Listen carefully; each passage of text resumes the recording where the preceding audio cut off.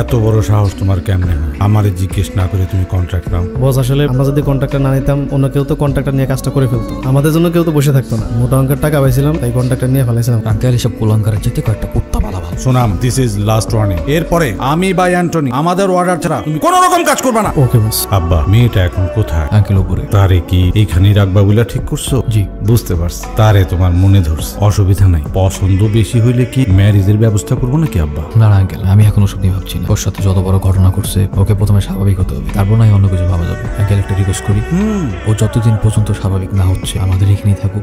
আরে তুমি এইভাবে অনুমতি চাইতেছো কেন? Who are you? You are piece of my heart. তোর যা খুশি, যখন খুশি, যেভাবে খুশি তোর কাজ তুই করবি। আমার আশীর্বাদ সব সময় তোর উপরে আছে। Thank you uncle. যা উপরে যা।